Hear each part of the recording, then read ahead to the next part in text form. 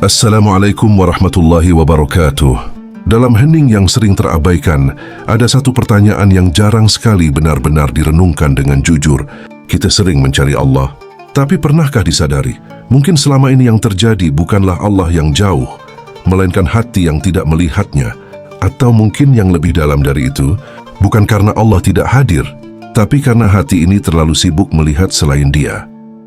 Di tengah hiruk-pikuk kehidupan, di antara ambisi, luka, harapan, dan ketakutan, manusia terus berjalan, terus mencari, terus merasa ada yang kurang, seolah ada ruang kosong yang tidak pernah benar-benar terisi, meskipun dunia telah memberikan begitu banyak hal. Dan tanpa disadari, pencarian itu sering diarahkan ke tempat yang salah. Manusia mencari ketenangan di luar, padahal kegelisahan tumbuh dari dalam. Mencari makna dalam pencapaian padahal kekosongan justru semakin dalam setelahnya. Mencari Allah di tempat-tempat yang jauh, padahal setiap detik kehidupan adalah tanda kehadirannya. Namun ada satu hal yang sering luput, bahwa melihat Allah bukanlah tentang mata yang memandang, melainkan tentang hati yang terbangun. Sebab tidak semua yang terlihat dapat dirasakan, dan tidak semua yang dirasakan dapat dijelaskan. Ada orang yang melihat keindahan alam, tapi hanya melihat pemandangan. Ada yang melihat peristiwa hidup, tapi hanya menganggapnya kebetulan. Ada yang menjalani hari, tapi tidak pernah benar-benar memahami makna di balik setiap kejadian. Padahal dalam setiap hembusan nafas, ada kehidupan yang diberikan tanpa diminta. Dalam setiap detak jantung, ada kekuatan yang terus bekerja tanpa disadari. Dalam setiap peristiwa, bahkan yang paling sederhana sekalipun, tersimpan pesan yang sering diabaikan.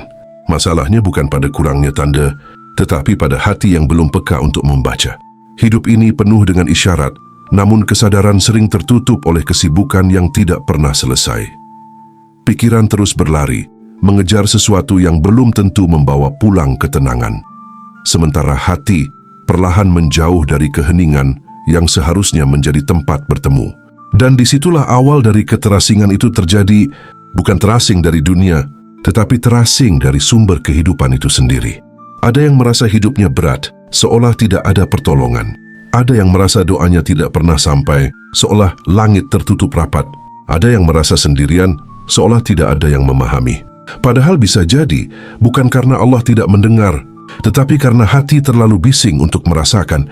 Ketika hati dipenuhi oleh kecemasan, iri, amarah, dan ketakutan, maka yang terlihat hanyalah dunia dengan segala kerumitannya. Segala sesuatu terasa sempit, berat, dan tidak adil. Namun ketika hati mulai tenang, ketika perlahan melepaskan kendali yang berlebihan, ketika mulai menerima bahwa tidak semua harus dipahami, disitulah sesuatu yang berbeda mulai terasa. Ada kedamaian yang tidak datang dari luar. Ada ketenangan yang tidak bergantung pada keadaan. Ada rasa cukup yang tidak bisa dijelaskan dengan kata-kata. Dan perlahan, kehidupan yang sebelumnya terasa biasa saja mulai berubah makna. Yang sederhana menjadi istimewa, yang sulit menjadi pelajaran, yang menyakitkan menjadi jalan pulang. Di titik itu, bukan kehidupan yang berubah, melainkan cara melihat yang mulai terbuka. Sebab sesungguhnya Allah tidak pernah meninggalkan kehidupan ini, tidak pernah absen dari setiap detik yang berjalan, tidak pernah jauh dari hambanya. Yang berubah hanyalah kesadaran yang kadang hadir dan kadang tenggelam. Maka, perjalanan ini bukan tentang mencari sesuatu yang belum ada, tetapi tentang menyadari apa yang selama ini sudah ada. Bukan tentang menemukan Allah di tempat yang jauh, tetapi tentang melihatnya dalam setiap bagian kehidupan. Dan mungkin, selama ini yang dibutuhkan bukanlah tambahan bukti, melainkan keberanian untuk diam sejenak, dan mulai melihat dengan hati yang lebih jernih, karena bisa jadi, yang dicari selama ini sudah sangat dekat, namun tidak pernah benar-benar disadari. Dari keheningan itu, perlahan terbuka sebuah pemahaman yang lebih dalam, bahwa melihat Allah dalam kehidupan bukanlah sesuatu yang abstrak atau jauh dari kenyataan. Ia justru hadir dalam hal-hal yang paling dekat, paling sederhana, dan paling sering terjadi. Ada cara untuk menyadarinya, ada jalan untuk merasakannya. Dan di antara banyak cara itu, ada 5 pintu yang bisa membuka kesadaran tersebut dalam setiap langkah kehidupan. Cara pertama adalah melihat Allah dalam setiap kejadian. Setiap peristiwa yang terjadi dalam hidup, sekecil apapun, bukanlah sesuatu yang hadir tanpa makna. Tidak ada yang benar-benar kebetulan. Setiap kejadian membawa pesan, membawa arah, dan membawa tujuan yang sering kali tidak langsung dipahami oleh pikiran yang terburu-buru. Ketika sesuatu yang diinginkan datang, hati merasa senang dan menganggapnya sebagai keberuntungan. Namun ketika sesuatu yang tidak diharapkan terjadi, hati mulai bertanya, merasa kecewa, bahkan menyalahkan keadaan. Disinilah sering terjadi kesalahan dalam melihat. Kehidupan hanya diterima ketika sesuai harapan dan ditolak ketika tidak sejalan dengan keinginan. Padahal jika dilihat lebih dalam, kedua keadaan itu sama-sama mengandung kehadiran Allah. Yang satu datang sebagai bentuk pemberian, yang lain datang sebagai bentuk pengarahan. Yang satu terasa menyenangkan, yang lain terasa menyakitkan, tetapi keduanya memiliki tujuan yang tidak pernah lepas dari kebaikan. Ada kejadian yang membuat seseorang bahagia, tetapi justru menjauhkan dari kesadaran. Ada pula kejadian yang terasa pahit, namun perlahan membentuk hati menjadi lebih kuat dan lebih dekat kepadanya. Dari sini terlihat bahwa tidak semua yang terasa baik benar-benar baik, dan tidak semua yang terasa buruk benar-benar buruk. Melihat Allah dalam setiap kejadian berarti berhenti menilai segala sesuatu hanya dari rasa nyaman atau tidak nyaman. Ia adalah kemampuan untuk menyadari bahwa setiap peristiwa membawa peran dalam perjalanan hidup, bahkan ketika maknanya belum sepenuhnya dipahami. Ketika sebuah rencana tidak berjalan sesuai harapan, mungkin ada jalan lain yang sedang disiapkan. Ketika kehilangan terjadi, mungkin ada ruang yang sedang dibuka untuk sesuatu yang lebih tepat. Ketika kesulitan datang bertubi-tubi, mungkin disitulah hati sedang dibentuk agar tidak lagi bergantung pada hal-hal yang fana. Namun semua itu hanya bisa dirasakan ketika hati tidak terburu-buru menghakimi. Ketika mampu menahan diri untuk tidak langsung menolak keadaan dan memberi ruang untuk melihat lebih dalam dari sekadar permukaan. Kehidupan ini seperti rangkaian cerita yang saling terhubung. Satu kejadian membawa kepada kejadian berikutnya, dan seringkali makna dari suatu peristiwa baru terlihat setelah waktu berlalu. Apa yang dulu dianggap sebagai musibah, pada akhirnya disadari sebagai titik balik yang mengubah arah hidup. Disitulah kesadaran mulai tumbuh, bahwa Allah tidak hanya hadir dalam doa dan ibadah, tetapi juga dalam setiap kejadian yang membentuk kehidupan, dalam tawa dan tangis, dalam pertemuan dan perpisahan, dalam kemudahan dan kesulitan. Ketika hati mulai mampu melihat dengan cara ini, maka tidak ada lagi kejadian yang terasa sia-sia. Tidak ada lagi peristiwa yang dianggap tanpa arti. Semua menjadi bagian dari perjalanan yang utuh, yang mengarah pada satu tujuan yang sama, yaitu kembali kepadanya dengan pemahaman yang lebih dalam. Dan dari sana, hidup tidak lagi sekadar dijalani, tetapi mulai dimaknai. Cara berikutnya adalah melihat Allah dalam rasa syukur yang kecil. Seringkali manusia menunggu hal besar untuk merasa bersyukur. Menunggu keberhasilan, menunggu kelapangan rezeki, menunggu semua keadaan menjadi sempurna. Seolah-olah syukur hanya layak diberikan ketika hidup berjalan sesuai keinginan. Padahal justru disitulah letak kelalaian yang paling halus. Karena yang kecil sering dianggap biasa dan yang biasa perlahan dilupakan.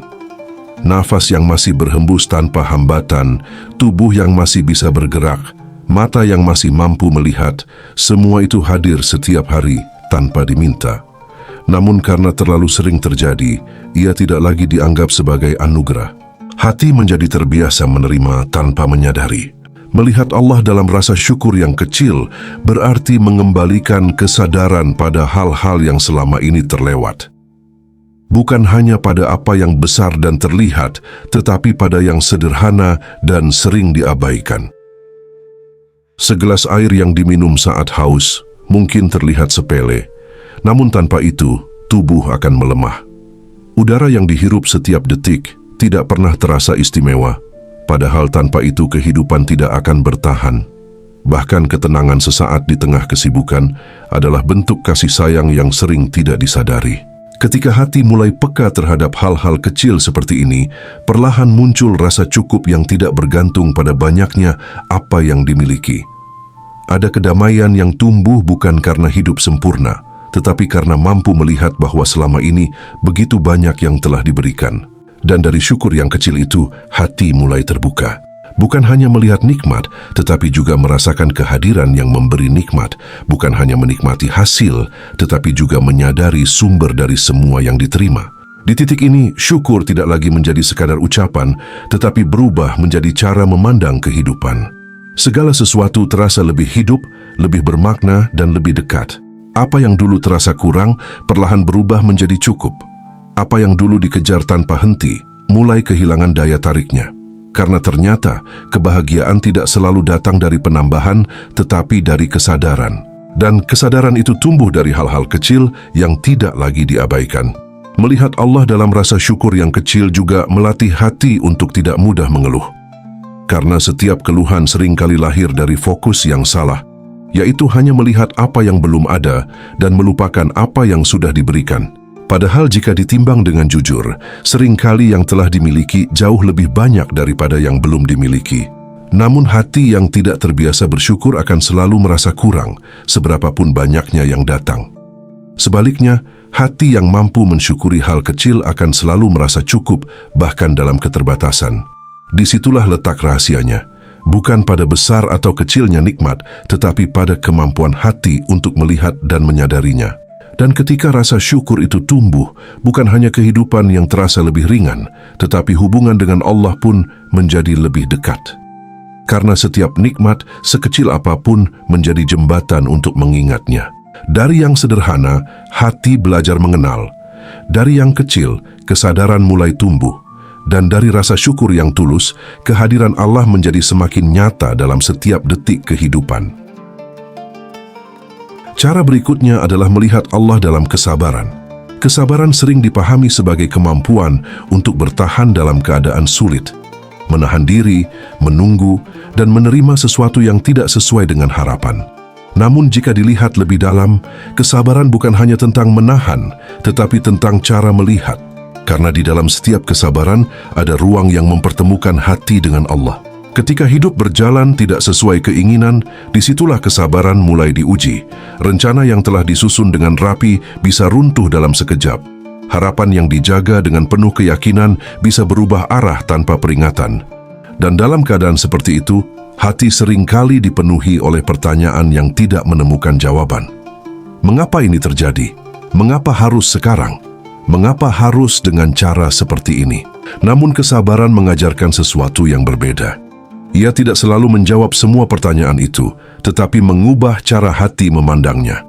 Melihat Allah dalam kesabaran berarti menyadari bahwa setiap ujian bukanlah bentuk penolakan, melainkan proses pembentukan, bahwa di balik kesulitan yang terasa berat, ada sesuatu yang sedang diperbaiki, diarahkan, dan dipersiapkan. Kesabaran bukan tanda kelemahan, tetapi tanda kepercayaan. Kepercayaan bahwa apapun yang terjadi tidak pernah lepas dari pengawasannya. Tidak ada satupun kesulitan yang hadir tanpa izin.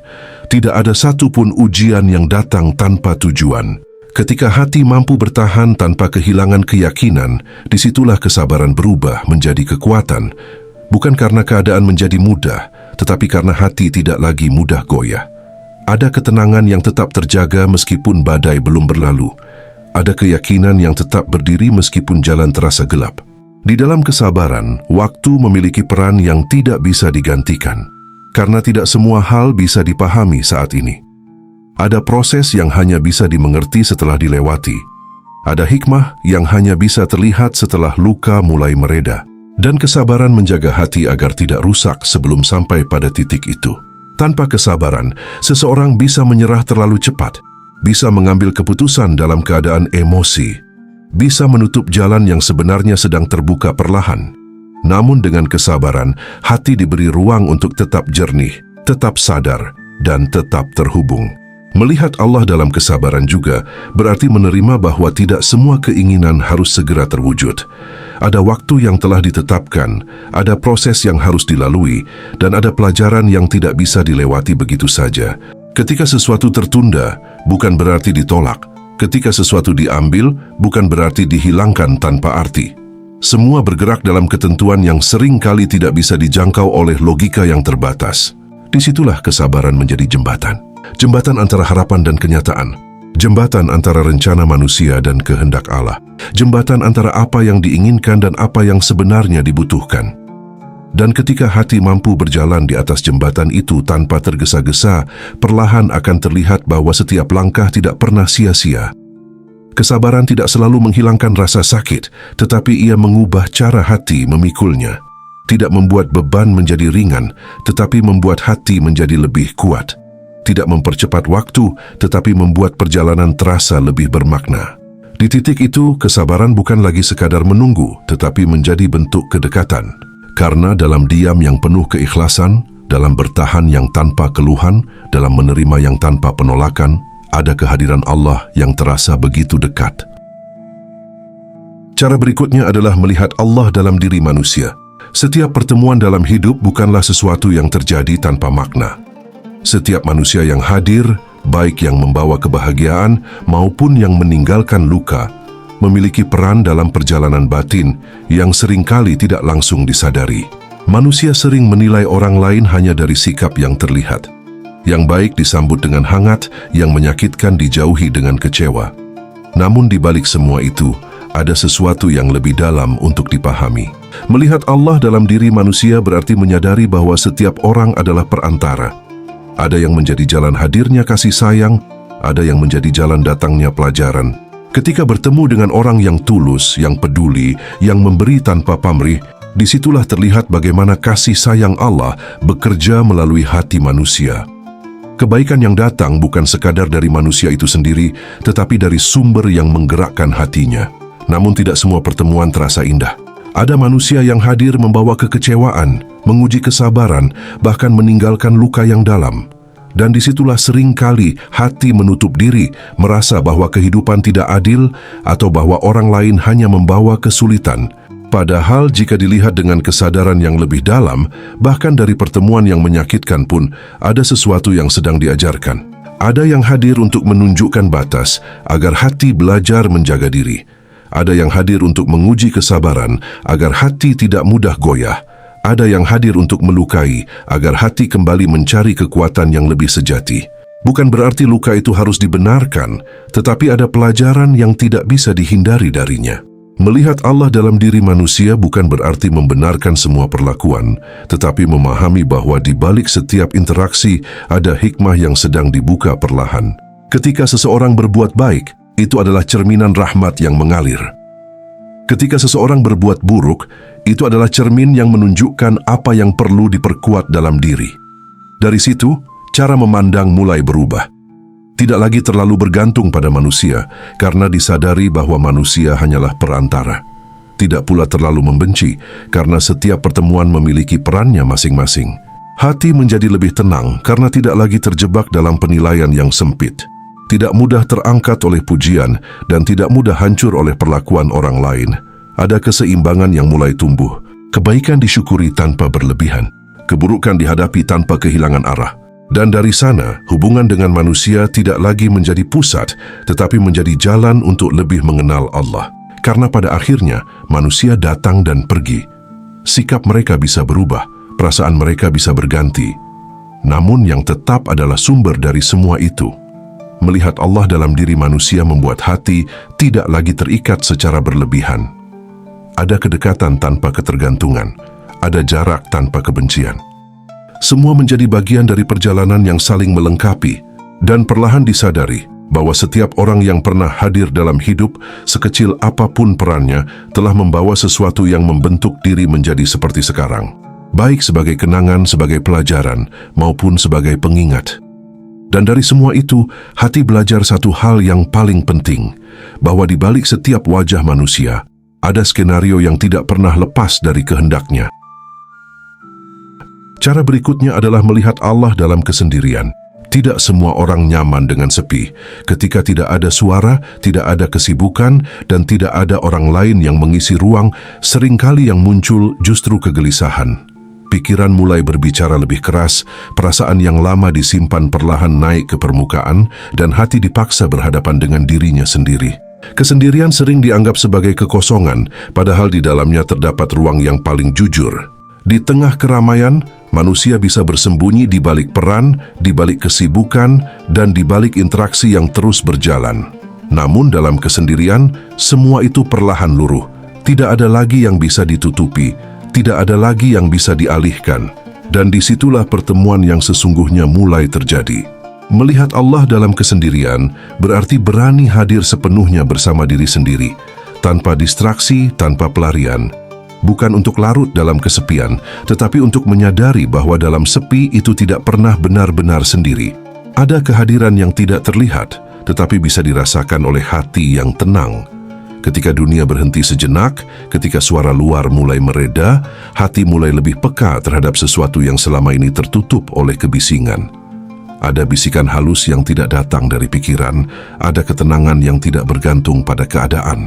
Kesendirian menjadi ruang untuk kembali dari kelelahan mengejar dunia, kembali dari luka yang belum sempat dipahami, kembali dari diri yang terlalu lama menjauh dari kesadaran. Di dalam kesendirian, waktu terasa berjalan lebih lambat.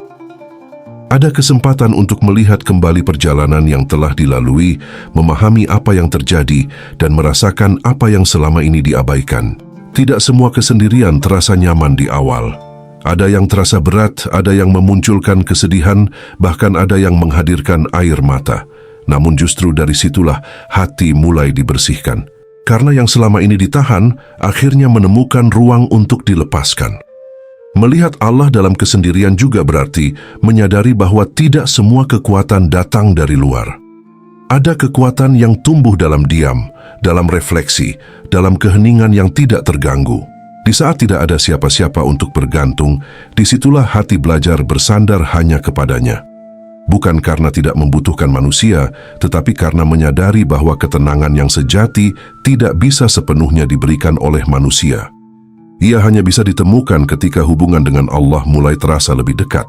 Kesendirian bukan lagi sesuatu yang ditakuti, tetapi menjadi ruang yang dirindukan. Bukan sebagai pelarian dari dunia, tetapi sebagai tempat untuk mengisi kembali jiwa yang lelah. Di dalamnya ada kedamaian yang tidak dibuat-buat. Ada kejujuran yang tidak dipaksakan, dan ada kedekatan yang tidak bisa dijelaskan dengan kata-kata. Ketika hati mulai terbiasa dengan kesendirian seperti ini, maka kehadiran Allah tidak lagi terasa jauh. Tidak bergantung pada tempat, tidak menunggu keadaan tertentu. Ia terasa dekat dalam diam, dalam nafas, dalam kesadaran yang sederhana namun dalam. Dan dari situlah muncul pemahaman yang perlahan menguat, bahwa tidak semua pertemuan membutuhkan keramaian. Sebagian justru terjadi dalam keheningan. Dan di dalam kesendirian yang jujur, hati akhirnya menemukan bahwa yang selama ini dicari ternyata tidak pernah pergi. Di satu titik dalam kehidupan, ada kelelahan yang tidak bisa dijelaskan dengan kata-kata. Bukan karena tubuh yang lemah, tetapi karena hati yang terlalu lama berjalan tanpa arah yang benar-benar disadari. Hari-hari diisi dengan mengejar sesuatu yang dianggap penting, sesuatu yang diyakini akan membawa kebahagiaan, namun semakin dikejar justru terasa semakin menjauh. Manusia terus bergerak, terus berlari, terus menambah daftar keinginan yang seolah tidak pernah selesai. Dunia menawarkan begitu banyak hal untuk diraih, begitu banyak standar untuk dicapai, dan tanpa sadar hati ikut terbawa dalam arus itu. Semua terasa mendesak, semua terasa penting, sampai akhirnya lupa untuk bertanya, untuk apa semua ini dijalani. Kesibukan menjadi pelarian yang paling halus. Waktu habis untuk mengejar, tetapi tidak pernah benar-benar digunakan untuk memahami. Pikiran dipenuhi oleh rencana dan kekhawatiran, sementara hati perlahan kehilangan arah pulangnya. Dan disitulah letak kehilangan yang paling dalam. Bukan kehilangan sesuatu yang dimiliki, tetapi kehilangan rasa terhubung dengan sesuatu yang lebih besar. Kehilangan kesadaran bahwa yang selama ini dicari sebenarnya tidak pernah jauh. Bahwa yang dikejar kemana-mana sesungguhnya selalu hadir dalam setiap detik kehidupan. Ada satu bisikan yang sering tertutup oleh kebisingan dunia. Sebuah panggilan yang tidak memaksa tetapi selalu ada, menunggu untuk disadari. Namun karena hati terlalu sibuk melihat keluar, panggilan itu perlahan tenggelam. Jalaluddin Rumi pernah mengungkapkan sebuah makna yang begitu dalam, bahwa apa yang dicari oleh manusia sebenarnya juga sedang mencari dirinya. Sebuah isyarat bahwa perjalanan ini bukan tentang menemukan sesuatu yang hilang, tetapi tentang menyadari sesuatu yang selama ini diabaikan. Ketika hati mulai diam, ketika langkah mulai melambat, Disitulah sesuatu yang berbeda mulai terasa. Ada ruang yang sebelumnya tertutup, perlahan terbuka. Ada ketenangan yang tidak datang dari luar, tetapi muncul dari dalam. Dan dari keheningan itu, muncul kesadaran yang sederhana namun mengguncang. Bahwa selama ini, bukan Allah yang jauh, bukan kehidupan yang kurang, tetapi pandangan yang belum benar-benar terbuka. Segala yang dikejar di luar, seringkali hanyalah bayangan dari sesuatu yang sebenarnya sudah ada di dalam. Kebahagiaan yang dicari di tempat yang jauh ternyata berakar dari kedekatan yang tidak pernah disadari. Semakin dalam direnungkan, semakin terlihat bahwa hidup ini bukan tentang seberapa banyak yang berhasil dikumpulkan, tetapi tentang seberapa dalam mampu merasakan. Bukan tentang seberapa tinggi pencapaian, tetapi tentang seberapa dekat hati dengan sumber kehidupan itu sendiri. Dan di titik itu, semua perlahan menjadi hening. Tidak ada lagi dorongan untuk terburu-buru. Tidak ada lagi kebutuhan untuk memaksakan. Yang tersisa hanyalah kesadaran yang pelan, namun nyata, bahwa yang selama ini dicari kemana-mana, ternyata tidak pernah pergi kemana-mana. Pada akhirnya perjalanan ini bukan tentang seberapa jauh melangkah, tetapi tentang seberapa dalam mampu menyadari. Bukan tentang menemukan sesuatu yang baru, tetapi tentang membuka mata batin terhadap apa yang selama ini sudah ada. Melihat Allah dalam kehidupan bukanlah kemampuan yang hanya dimiliki oleh orang-orang tertentu. Ia adalah kesadaran yang bisa tumbuh dalam diri siapapun selama hati mau kembali tenang, mau kembali jujur, dan mau kembali melihat dengan cara yang lebih dalam. Jika dalam perjalanan ini mulai terasa ada sesuatu yang tersentuh, jika hati mulai sedikit lebih peka dari sebelumnya, maka itu bukan kebetulan. Itu adalah awal dari kesadaran yang sedang dibuka perlahan. Tulis di kolom komentar angka 99. Angka 99 bukan sekadar angka. Ia melambangkan Asmaul Husna, nama-nama indah Allah yang mencerminkan kasih sayang, kekuasaan, dan kehadirannya dalam setiap aspek kehidupan. Ketika ditulis dengan kesadaran, ia menjadi pengingat bahwa Allah tidak hanya dikenal dalam satu sisi, tetapi dalam begitu banyak bentuk kebaikan yang terus mengalir tanpa henti. Ia menjadi simbol bahwa hati siap untuk melihat lebih dalam, siap untuk mengenal lebih dekat, dan siap untuk menyadari bahwa setiap detik kehidupan selalu berada dalam jangkauannya. Dan mungkin dari satu kesadaran kecil itu, perjalanan yang lebih besar akan dimulai. Semoga hati yang mendengar ini tidak hanya memahami, tetapi juga merasakan. Semoga langkah yang dijalani setelah ini tidak lagi sekadar berjalan, tetapi penuh dengan makna. Sampai bertemu di pembahasan selanjutnya. Wassalamualaikum warahmatullahi wabarakatuh.